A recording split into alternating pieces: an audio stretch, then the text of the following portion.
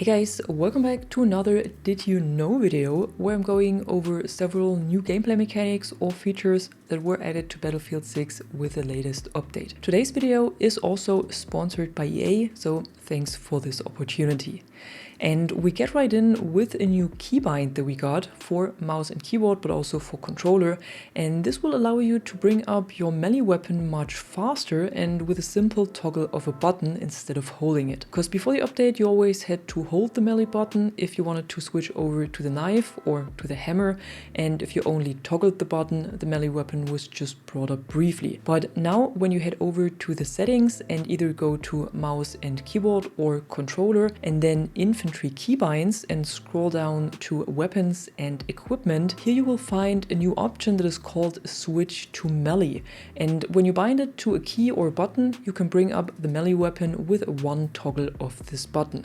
So for example, I moved the F key from melee takedown to the new option switch to melee and unbound the melee takedown. Now, why this option is important and why you should consider changing it is because with the knife in your hand, you run faster and have a faster movement in general compared to having a gun in your hand.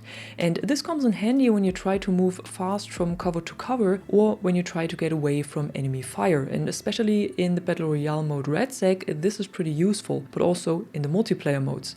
What you cannot do with this setting anymore though is to quickly initiate a takedown animation, because now you will have to get your knife out first and then press the aim down sights button, so the right mouse button in my case, to do the takedown. But I think that the quicker access to faster movement definitely outweighs the additional button to do a takedown. What you shouldn't do though is to bind both melee options to one button, even though this might seem like a good idea. This will of course allow you to get the knife out permanently by toggling this button and will also allow you to do a quick takedown. But when you get the knife out, your soldier will also always do this knife move and this will slow you down for a second. So I would recommend to move your melee button completely and unbind the former option.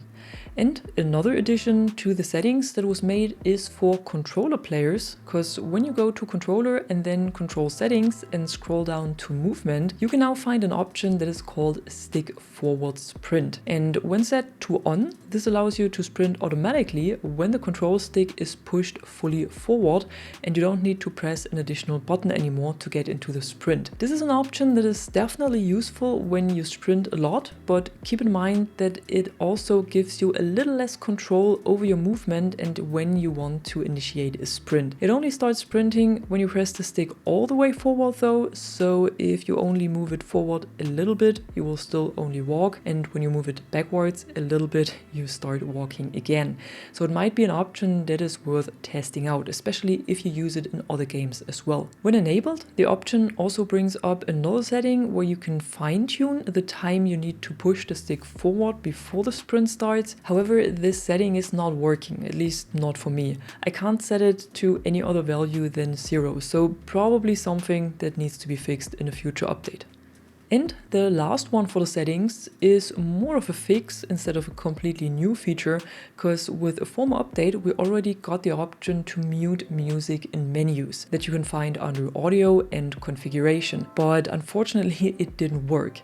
And with the last update it was finally fixed, and now it allows you to only disable the music in the menu but keep it playing while you are in a match. So when you set the option to off, then the music in the menu will be muted, and the music volume above allows you to adjust how loud you want the end of round music to be, for example, or any other music that is played during a match, because this one will still be played. Only the one in the menus will be muted. Moving on, we have a nice little addition to an already existing feature, because when you inspect your weapon, the game will now automatically tone down the HUD elements, so you will have a much clearer picture and won't have to disable the HUD manually in the settings. One thing that would be cool here though is an option that allows you to tune the opacity of the HUD elements manually for the inspection, so you have a little bit more control over how much of your HUD you still want to see. But nonetheless, a great addition, especially if you want to take screenshots for thumbnails, for example, or for your socials. And what was also slightly adjusted is the capability of the engineer class to carry rockets. Because when using the anti-armor training path that gives you 2 more rockets for any launcher by default, you now already spawn in with these 2 additional rockets and you won't have to fill them up at a supply bag. So for the MBT, SLM and RPG, you spawn in with 5 rockets and can fill it up to 6 rockets at a supply crate. And with the MAS, you spawn in with 4 rockets and can fill it up to 5. But this only counts for the rockets, of course. There were no changes made to the mines and their capacity. But still, this change gives engineers a lot more firepower right from the start, at least when using the anti-armor training path.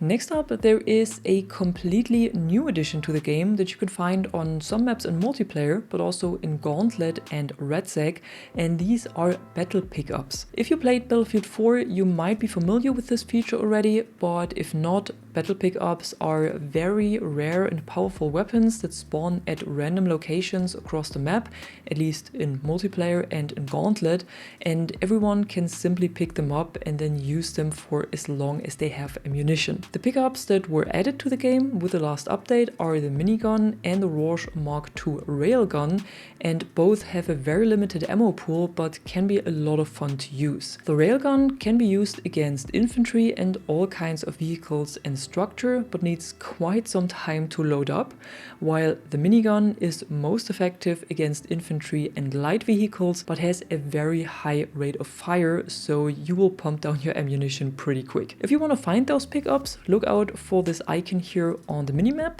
and then head to the location before someone else does. In RedSec, however, you can only find battle pickups at prepper stashes that are marked with green smoke at the beginning of a match, and once you found them, you can breach them with explosives to get to its loot, but be careful because you will definitely not be the only one who is interested in them.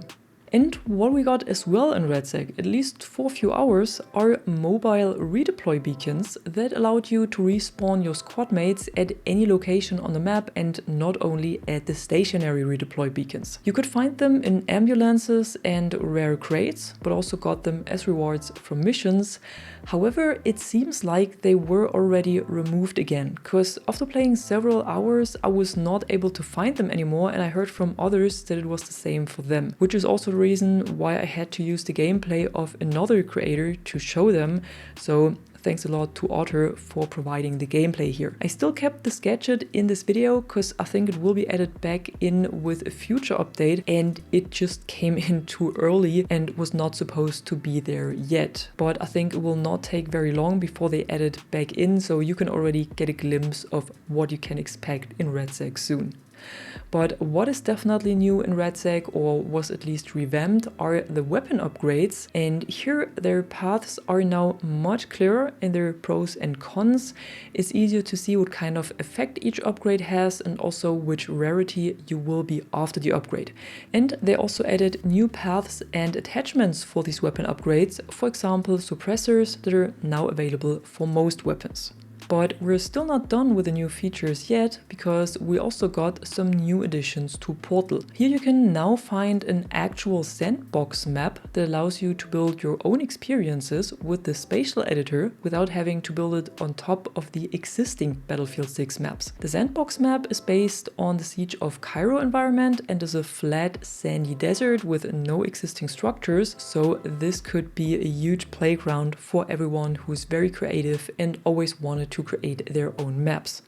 What was also added are 2 locations of the Battle Royale map Fort Linden. These are Defense Nexus and the Golf Course, and both can be used to create your own experiences as well, but only in custom experiences, not in the verified modes like Breakthrough, Rush or Portal. And lastly, we got a new Dogtag that you can unlock as well, and that's a free Red Bull Dogtag. What you need to do is simply fly around for 180 seconds in an air vehicle and the Dogtag is yours. And that was it for today. Thanks again to EA for sponsoring this video, and if you enjoyed it, don't forget to drop a like and subscribe, and I'm gonna see you in the next one. I'm the Catwoman and you are awesome.